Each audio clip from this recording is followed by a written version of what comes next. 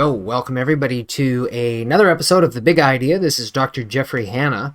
And what we're going to be looking at this particular video here is the effect on atlas vertebra realignment in subjects with migraine, an observational pilot study. So what's the point and purpose of The Big Idea? It's what we're going to be doing is we have a look at a little bit of research out there and try to break down some of the technicalities and the complexities into important take-home messages that are useful for two groups of people. Number one, healthcare practitioners who should probably know about this, but arguably more importantly, who's this video done for? It's done for people who are experiencing these kinds of issues, these kinds of symptoms, so that they can understand what some of the different treatment options are that might be able to help them out. Things especially that they've maybe never heard of. And so what are we going to be talking about here? Well, this one is going to be about people who are experiencing migraines. So, per the usual, and as we always ask you in the beginning of these, is if you're experiencing migraines, you know somebody like this, make sure you share this video and don't forget to click the subscribe button. It helps out the YouTube algorithm so that ultimately this video can be helped to be found by other people who kind of need to know this information. Now, as we're going through, and as I'm going through a few things here with the highlighting, do forgive me, my highlighter seemed to do something a little bit bizarre with this particular thing, so there's a few spots where it's maybe off a line or so, but we will do the best that we can. And we will start, as always, with the generalized summary. Here we go. In a migraine case study, headache symptoms significantly decreased with an accompanying increase in intracranial compliance index following atlas vertebrae realignment. This observational pilot study followed 11 neurologists diagnosed migraine subjects to determine if the case findings were repeatable at baseline, week 4, and week 8, following a National Upper Cervical Chiropractic Association intervention. 5 of 11 subjects exhibited an increase in the primary outcome, intracranial compliance. However, mean overall change showed no statistical significance. End of mean changes in migraine-specific outcome assessments, the secondary outcome, did reveal clinically significant improvements in symptoms with a decrease in headache days. The lack of robust increase in compliance may be understood by the logarithmic and dynamic change of intracranial hemodynamic and hydrodynamic flow, allowing individual components comprising compliance to change while overall it did not. Study results suggest that the atlas realignment intervention may be associated with a reduction in migraine frequency and marked improvement in quality of life, yielding significant reduction in headache-related disability as observed in this cohort. And this is the reason why we do these videos for you in the first place, because unless you have the background in this particular type of study and in this type of language, you might be wondering, okay, so is what you're saying, did it actually help with things or didn't it help with things? The short of it is yes, but not necessarily in the ways that the researchers thought that it was going to. And so we'll walk you through a few of the bits and pieces in terms of what does this study actually tell us about the relationship of the atlas vertebra for people who, are experiencing migraines. So, let's start here. Spinal cord dystrophy. It has been proposed that a misaligned atlas vertebra, so the top vertebra in the neck, creates spinal cord distortion, disrupting neural traffic at brainstem nuclei in the medulla oblongata, encumbering normal physiology.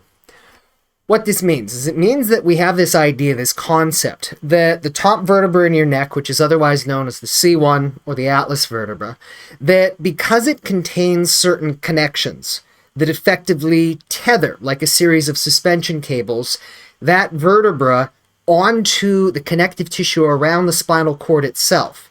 That if that vertebra is not actually aligned, moving, and in the stable orientation, the way that it is supposed to be when you're normally moving your head and your neck like this, that what it can do is it can impart that tension onto your brainstem, which is only the master control system for everything that goes on in your body. The motor function, the sensory functions, the visceral or your organ functions, all of it happens right there. And so the concept is that if that ain't sitting the way that it's supposed to, it's going to cause problems. You're not going to be as healthy as you otherwise could be. And what these researchers are then doing is they're following what's known as a specific upper cervical chiropractic procedure. And this is very different from what people think of oftentimes in terms of general manipulation, twisting, stretching, cracking the neck. No, no, no, no. Upper cervical is actually a specific division of general chiropractic that's focusing on this area right here. And rather than using those different kinds of maneuvers and methods, what we do as a collective first is we do a series of physical neurological assessments to get just a general sense, okay, is there something in this part of the body that demands investigation because it's having an impact on the body? And so what we typically do is do a series of very, very precise x-rays or specialized advanced scans, sometimes it's called a CBCT, so that way we can visualize the individual components of a person's upper neck and understand which way a vertebra is misaligned, which direction, what degree, and what then is going to be the most appropriate angle that's necessary in order to correct that with the least amount of force possible and without needing to twist, crack, stretch, or pop the neck at all. In fact, most of the time people say, I can't believe how light that procedure was. Well, how can it make such a big difference? It's because this area is very delicate, because the neurology is very sensitive, and as a consequence, you do need to be very precise, because if you're not, you may not actually get it. But when you are precise, you also don't have to use a huge amount of force in order to make these changes. Now, a little bit of the side trivia, but important for the perspective of this particular study.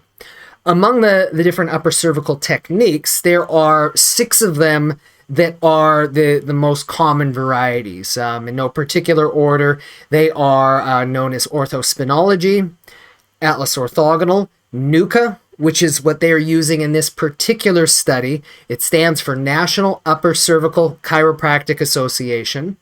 There is also what's called an HIO, or a toggle recoil.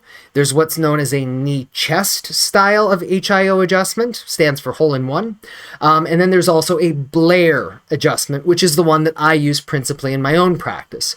Point is that yes, there are certain differences between all of these procedures, but there's also a lot of similarities in such a way that there are certain things that we can derive general conclusions from the particular studies, or the findings of this particular study. So when you hear me using that word Nucca, that's what I'm referring to. I'm referring to basically a brand technique method that we do something similar here. So the correction of the atlas vertebra theoretically removes the cord distortion created by that atlas misalignment, aka atlas subluxation, referring to the idea of a misaligned joint. As neurological function is restored, specifically thought to be in the brainstem autonomic nuclei, which affect the craniovascular system that includes cerebrospinal fluid, aka CSF. Now let me scroll down a little bit and then I'll hit a summary. The Intracranial Compliance Index, ICCI in this particular paper, appears to be a more sensitive assessment of changes made in craniospinal biomechanical properties in symptomatic patients than the local hydrodynamic parameters of CSF flow velocities and cord displacement measurements. Whoa, whoa, whoa, whoa, whoa. What's going on there? What does this mean? What does this mean? Okay.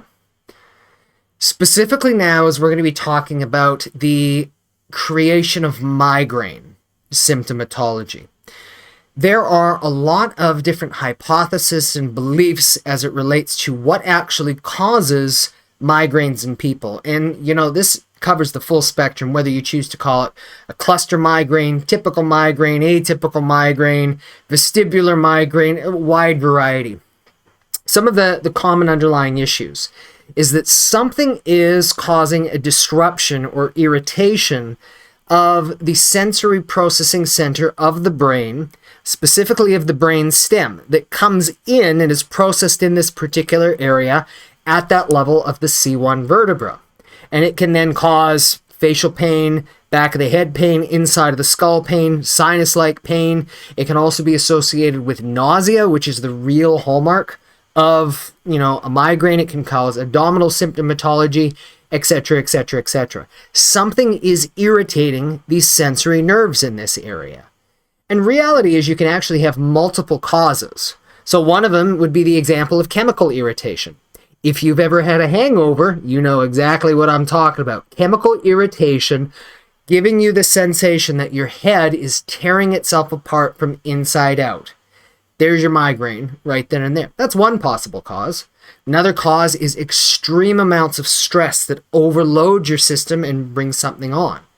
But oftentimes in both of these cases, and in the particular interest as it relates to this article, see, a lot of people are familiar with stress and chemical triggers, be it alcohol, chocolate, caffeine, perfumes, hormones, these different things as it relates to migraines. But these things oftentimes, they are triggers. So the question is, what are they triggering? And the argument is that there is an undiagnosed, or at least very frequently undiagnosed, mechanical issue with the alignment of that atlas vertebra that is pre-sensitizing this area. The question then is, how is that actually occurring? So is it a matter where that atlas misalignment, kind of like if I'm tugging on my shirt, well, let's get it in frame, tugging on my shirt like this, is producing mechanical irritation? That's one hypothesis. Another hypothesis that they're referring to here is that when you have this localized disruption and localized misalignment, that it starts screwing around with the circulation of cerebral spinal fluid and is causing the accumulation of pressure. Not unlike if I was to take my finger like this, give it a little bit of a squeeze long enough, that's going to start going bright red, then blue, and then dead and white and black. So that's another hypothesis. And the other hypothesis is this thing that's called intracranial compliance. Compliance from a nerve, muscle, ligament standpoint, what it's really referring to is flexibility. And this is a very important concept to understand really on a lot of levels, but I want to take it a step back first and give you some useful discussion, useful information that I share with, my own, clients in the practice.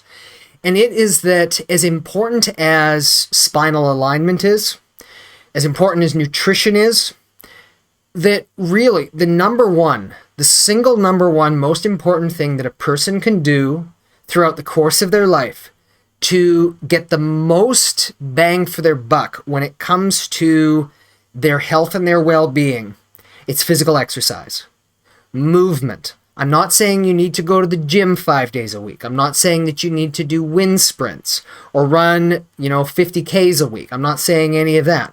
I'm saying you have to keep your body physically moving, physically active. And that involves two things. Number one is maintaining your muscle strength.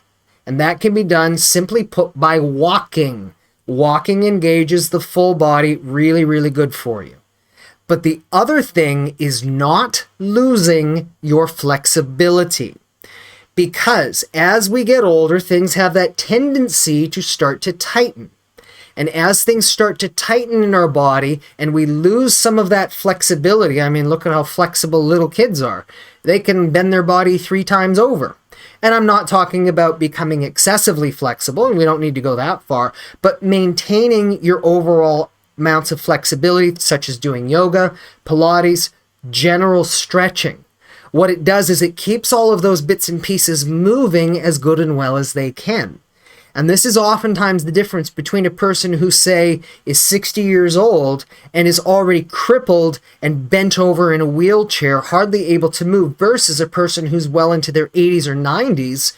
Yeah, they're still stiff and they're not moving near as quick as they were before, but guess what? They're still getting out there. They're still enjoying life. They are still moving.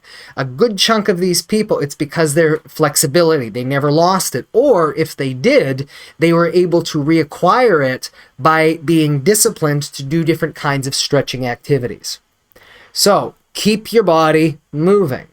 Now that's at the big scheme. That's at the big picture thing. Now let me break it back down to right here. What they're saying here is that when you look at the area and the tissues around the brain itself, they also should have a certain amount of compliance or flexibility. So they should be capable of stretching and moving like this. But if you're starting to see that those things are hard and they're not necessarily as dynamic as they should be, that as fluid would be pumping and moving, it's going to be hitting more resistance. And the resistance of the tissue can be one of those things, if it's in this upper neck region, ultimately leading to a person to experience migraines, amongst other symptomatology. That is the hypothesis right there in terms of what it means when we see that word compliance. And so having an understanding then of that, it means that a higher compliance score means that there is more flexibility, and lower scores means that there's reduced flexibility, more rigidity, and as a consequence, more susceptibility to injury, aggravation, and so forth and so forth. So, intracranial compliance affects the ability of the central nervous system to accommodate physiological volume fluctuations that occur, thereby avoiding ischemia of underlying neurological structures. A state of high intracranial compliance enables any volume to occur in the intrathecal CNS space without causing an intracranial pressure increase that occurs primarily with arterial inflow. Basically exactly what I said. The more amount of compliance you have, the more it's able to accommodate and to be able to let things move. It's good, it's lovely. And the tighter and the lower it is, it can't accommodate for that. And that then is believed, or at least hypothesized, to be one of the risk factors for why people would be experience migraines. Compliance appears to be functional and dependent on the free egress of blood via these intracranial venous drainage pathways. Why is that important? I'm going to emphasize the word for you here, functional. Functional. As a general rule, there are two kinds of conditions that you can have going on in your body. One of them is pathological. Bleeds, tumors, infections, fractures, dislocations, things that you can see on a scan. Or imagine you're looking at this video on a device. Imagine you've got a crack on your screen. Well, guess what? That's going to affect the way that you can, view this video, and it's going to be obvious there's an issue. Functional disturbances, on the other hand, they are not the same at all. Functional disturbances occur because something's affecting the way that it works. And so you can have a standard MRI or a standard CT scan, a standard X-ray, and the report comes back saying, nope, everything is doing and looks just fine. Well, that's if you're looking for pathology. But like if you have malware on your computer, the computer from the outside might look just fine, but you better believe it's impacting the way that things are working on the inside a whole bunch, and it's going to be disrupting it in a lot of different ways. So this is what we're talking about when we're talking about these kinds of issues. Even if you have been experiencing migraines, had all kinds of different tests, a good chunk of them, I'm willing to bet, are going to be looking for pathology. They are not necessarily assessing for functional disturbances, and that's where this fits in.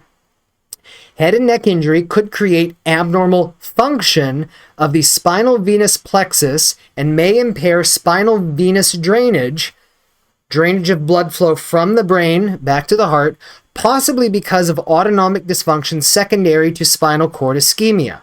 This decreases the accommodation of fluid fluctuations within the cranium, creating a state of decreased intracranial compliance. In other words, if you're not able to properly drain blood flow from your head, that's going to cause things to stagnate, and that's one of the reasons why it's believed it's going to be causing this ultimate loss of flexibility. So Demadian and Chu, a couple of researchers, they describe the return of a normal CSF outflow measured at mid-C2, exhibiting a 28.6 reduction of the measured CSF pressure gradient in the patient where the atlas had been optimally realigned. The patient reported freedom of symptoms, vertigo and vomit went recumbent, consistent with the atlas remaining in alignment. So what they're talking about here is they're talking about, and then they mention a few other series of research reports that have been out there, is that there have been case reports and a couple of case studies where people have been experiencing migraines and vertigo and dizziness and a lot of different things associated, closely with migraine, that they get better, after having that atlas specifically and precisely realigned, corrected. And so having that bit of the background, they're thinking, okay, let's see if this is going to be, a little bit more universal. Are these just, one-off case studies? Or is there maybe something a little bit more to it that demands a little bit of investigation? And so what they're proposing, at least as a mechanism, is that if you have lower compliance, so that intracranial compliance, lower scores there, that's going to be associated with migraines. But if you correct that atlas alignment, that the hypothesis is that you're actually going to start to get more flexibility. And as a result of that, you're going to see the migraines actually go down. And how do they decide to study this? They're using something that's going to be called a phase contrast, or PC MRI. So let me show you what that looks like. Okay, so here we have a phase contrast MRI. And I will hit the play button. So a standard MRI just takes the static picture. A phase contrast MRI, and these are two different versions, one using an amplified method and one just using a standard computer. What I want you to see here, and this is pretty cool, is you actually get a sense of motion occurring on the MRI. And in particular, you can see how the brain, especially the one on the right, is moving as the fluid around the brain itself is moving. I'm really going to draw your attention to this area here at that upper part of the spinal cord, the lower part of the brainstem. And so the brain is not a static structure that is just sort of sitting inside of your head doing all of your computer work for you. It's not unlike your heart. It is physically moving. It's pumping. And this is necessary for it to be able to function the way that it should be. And so let's say hypothetically, again, this is the same individual here, but imagine, if you would, that the image on the right is how much movement and flexibility there should be, but instead all the movement that's actually occurring is that on the right, is that on the left. So this is a way then that you can measure to see how much flexibility is there in the tissue, and do you actually see a difference pre and post atlas correction. That's what these researchers actually were looking at. So they used phase contrast MRI, changes in cerebral hemodynamics and hydrodynamic flow, so blood flow and the flow of cerebral spinal fluid.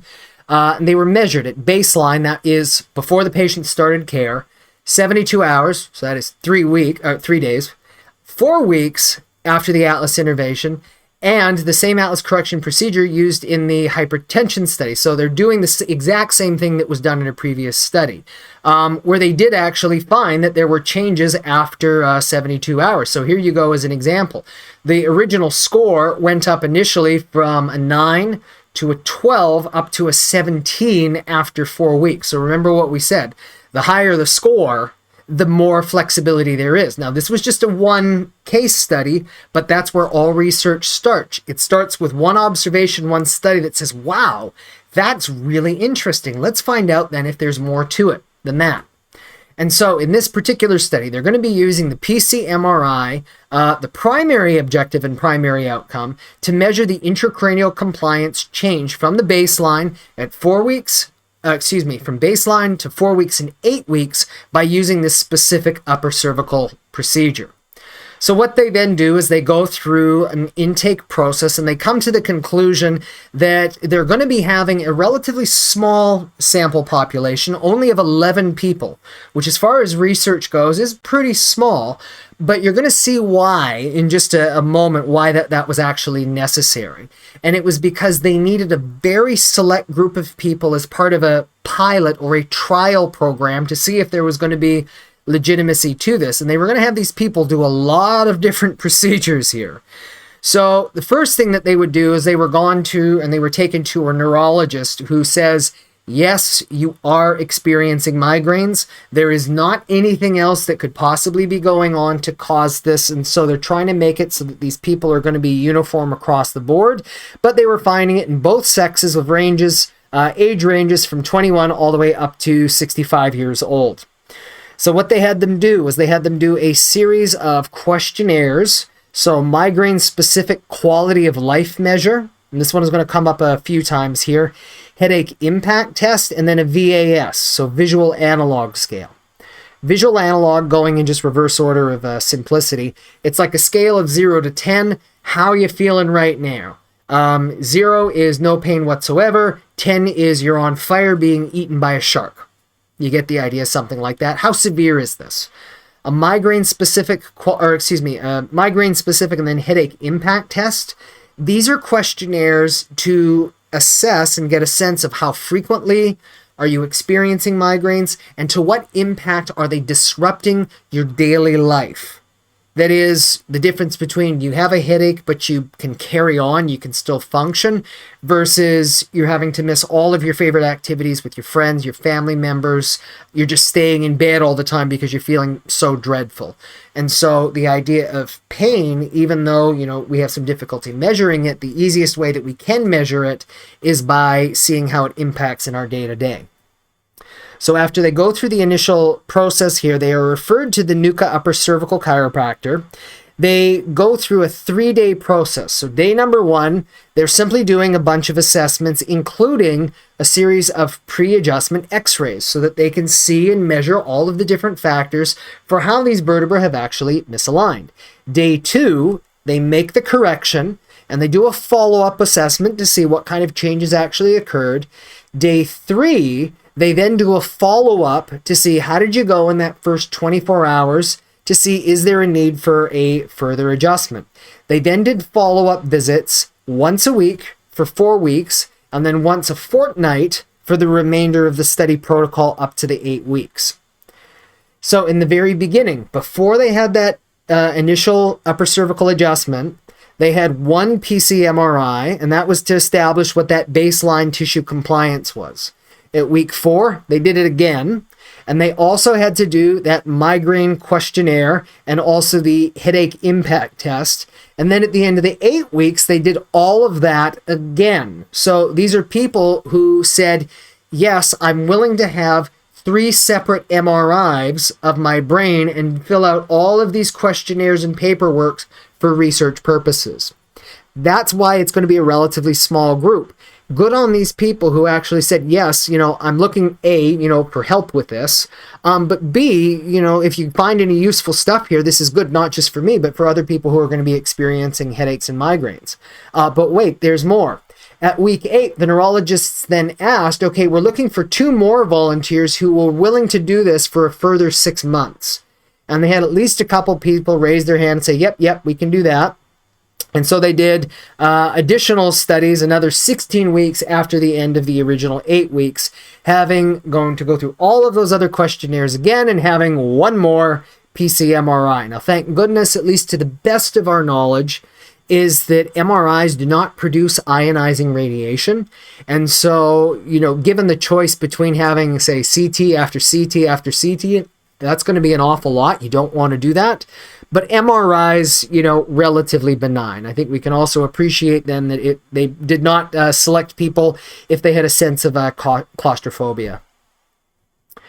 So they've got then a few different pictures in terms of the assessment protocols that they used to determine, when and where was a person actually requiring an adjustment to their neck.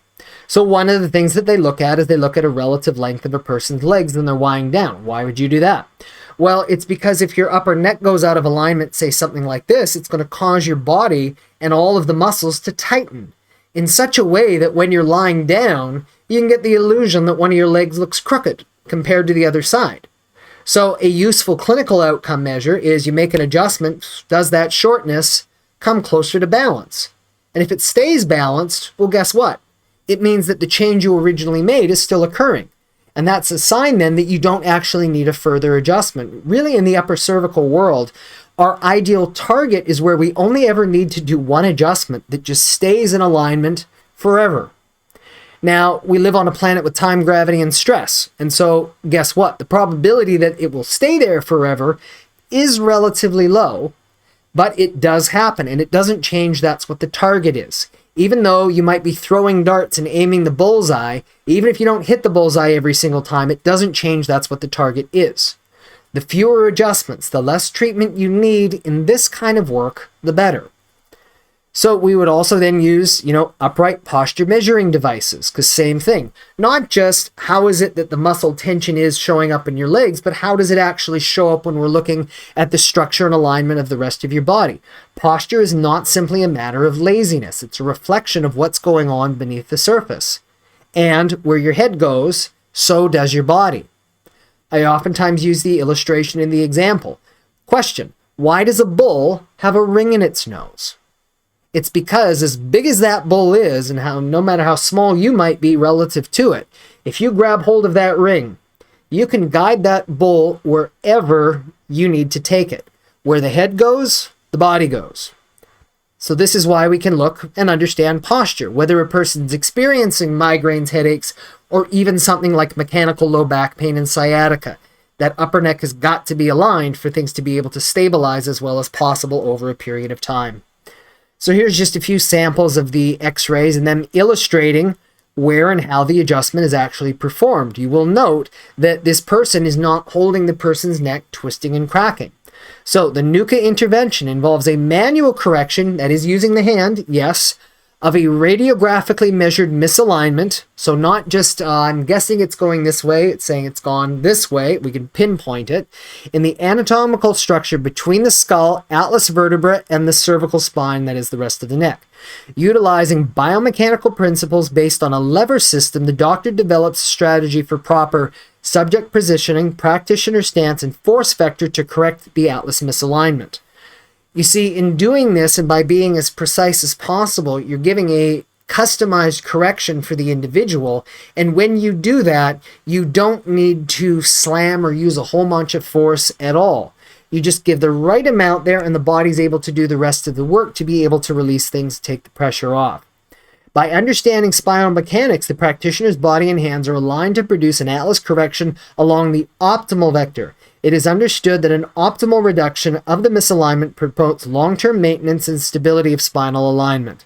In other words, when everything is actually sitting the way that it's supposed to be, your body's got a much better opportunity to be functioning and working the way that it should be without having a choke hole or a choke point here affecting how fluid is going to and from your brain.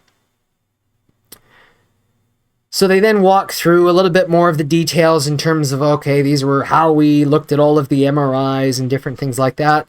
That's for the technician if you want it. And pretty always, we'll give you the link for this particular thing here. Now, to the results. What did they find? What did they find? Individually, 5 of the 11 subjects demonstrated an increase in the intracranial compliance, increased flexibility. 3 subjects remained the same, but 3 of them showed a decrease from baseline to end of study measurements. Okay, so 5 got better, 3 did nothing, and 3 actually got worse.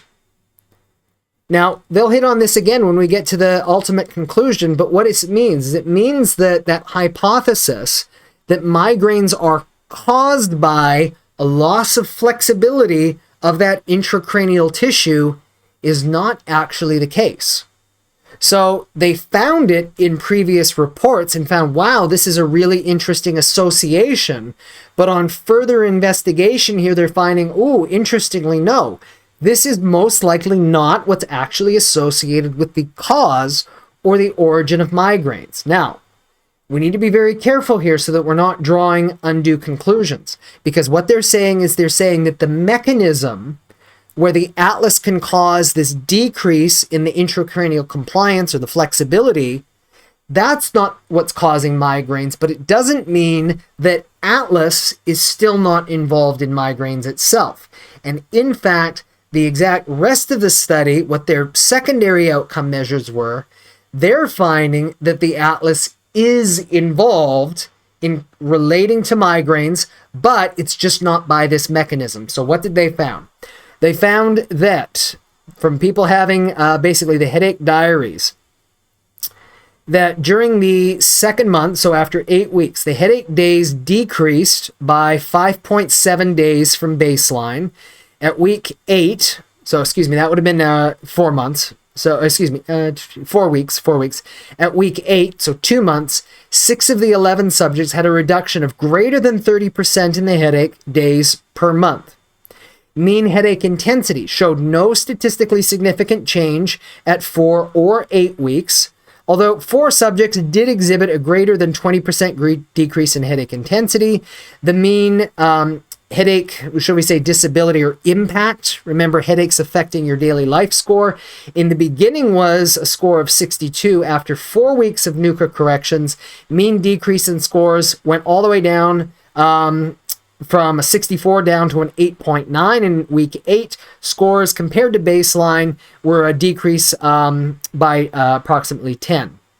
So excuse me, the scores went down basically by about 10 in both cases. So what does this actually mean? What does this mean? It means that the results showed that there really wasn't change in the flexibility of that intracranial compliance.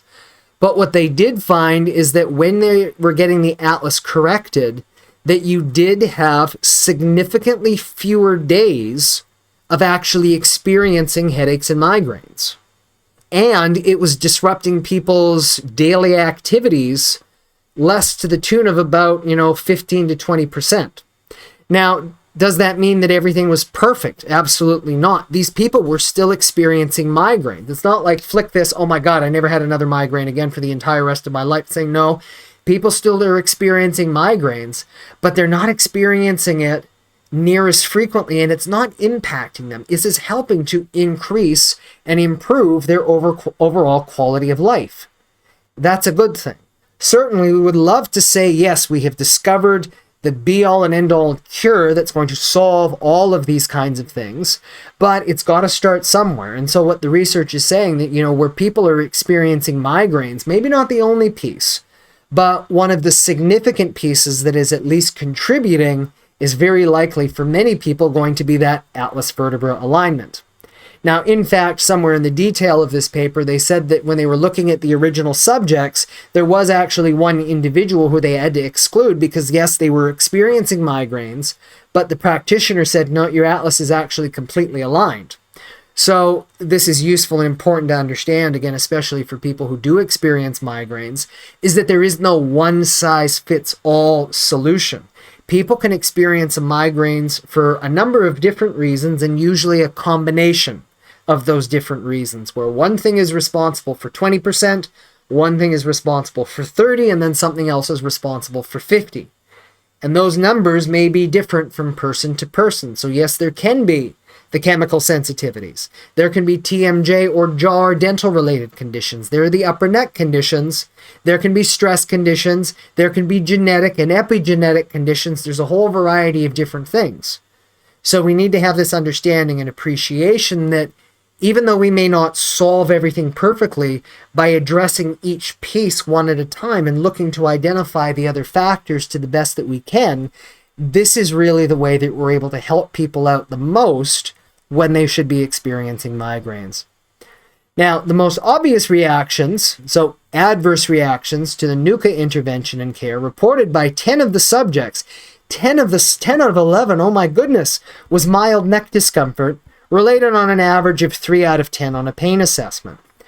Now, don't misunderstand me. I'm not making light of people experiencing minor neck discomfort. But let's kind of look at this and consider it for a sec. If you've got something that is mucking around with the function of your brain and your brainstem, affecting either nerve or ligament, and you can take that pressure off, and your body then starts to incorporate your muscles in a way that it wasn't able to do before, guess what? That's a good trade. In a large part, it's like going to the gym, giving yourself a heck of a workout, and then, whoa, I am really sore the next day. There's a bad kind of sore, and then there's a good kind of sore. Bad kind of sore is where you're feeling completely trashed and you have a wretched migraine. But if the headache is lifting, but you're feeling sore down through here, good. It's a sign of body adaptation. It's a sign that you're going in the right direction and that you're actually getting stronger. So it's important to note is that even though, ideally, yes, we can again just snap a person's fingers and then boom, problem's all solved, healing's usually a process. And so you need to make best sense of what's going on in a person's body so that you know that you're not going to then accidentally do something that's going to screw things up. Because I've seen this, and I've done this even myself plenty of times. A person's like, Jeff, I'm not having any headaches or migraines, but my shoulder is really sore. Is there something that you can do? And then what we do is we try to offer something then palliative to take the pain away, and they say, oh yeah, my shoulder feels much freer. And guess what? The next day, bang, headache, migraine. Bad trade in that case. And so there can be issues in your lower body which can actually influence what's going on up at the top. So we need to always take these things into account. And even though we're only talking about this relatively one small area of the body, it's a microcosm for understanding what goes on through the entire rest of the body. So in this limited cohort study of 11 migraine subjects, there was no statistically significant change in the intracranial compliance, which was the primary outcome after the Nucca intervention, but a significant change in the headache quality of life. The secondary outcome did occur. In other words, correcting and adjusting the atlas, it does work. It does help people for migraines. It just doesn't work by this particular mechanism. So guess what? It means we've got more research to do. It means, okay, this might be one of the pieces, but this is not the simple sole explanation, because otherwise that would be really useful. You have a person who's got migraines, have them go do that PCMRI, and if you see there was not the flexibility, then go check the atlas. It means there are more factors going on. We haven't found that biomarker for it just yet. So it's a good thing that it is expected an effective treatment improves patient perceived pain disability measurements. From the headache diary, a significant decrease in headache days per month was noted even after 4 weeks and essentially doubled. So it just kept getting better and better the longer a person was under care at the end of 2 months. But again, the headache, when people did still experience it, it was pretty much the same. It was just lesser days, lesser disruptions in the day-to-day. And so that's kind of the long explanation of what all of that horrible, in-depth summary was at the very beginning, when they're basically saying and taking it all again for the big idea, but then walking you through what the process was here, is that we still don't know the exact mechanism by which people do experience migraines. We know that it's involving the sensitization of the brain stem here, but it doesn't seem to be just related to the tissue flexibility. That might still be a piece of it, but that's not the sole part of it. But what we do know that if a person's got an issue with the alignment of their upper neck, and if they're experiencing migraines, that this is very likely at least one of the major contributing factors towards that. And by getting that properly and specifically corrected, it can go a really long way towards improving a person's overall quality of life. Whew. So we made it mercifully to the end of the video here. Slightly longer than I like to, but you guys, if you've watched any number of these videos, you know we always go on the slightly longer side, because I would much prefer to be a little bit more wordy, but so that you can actually understand the concepts rather than, again, lose some of the details in the research articles here.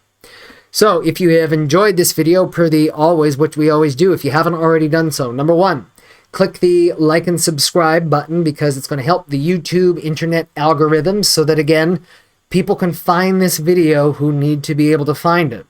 On that note, number two, you might know somebody who needs to see this video, be it a friend, family member, experiencing migraines, headaches, things like that. And I understand it too, is if a person has been searching for a long period of time, they've been dealing with things to a certain degree, they've been down so many rabbit holes, they don't want to get their hopes up again. I get it. I'm not going to give anybody unrealistic expectation of benefit. But nevertheless, it is up to them if they want to, have this particular information. If they choose to act on it, good, awesome. We're here to help in any capacity that we can. We don't make any promises or guarantees other than to do our best. And so on that third one, number three, is if yourself watching this video here, or, direct loved one is experiencing headaches, migraines, what do? Well, the first thing I would recommend that you do would be go over to our website, which is atlashealth.com.au. We have links to a ton of articles on a ton of different things, all related to the upper neck. We have a series of videos just like this one here, which is going to give you a lot more information, also a little bit of a sense of our unfortunate personality. We are who we are, and not very funny at that. We try to be, but we're not. So you have an understanding in terms of, what we're looking at, how what we do with the upper neck is different, what we'd be looking at to help, and how it is that we go about doing that. So again, atlashealth.com.au, we're located in North Lakes, Brisbane, Australia.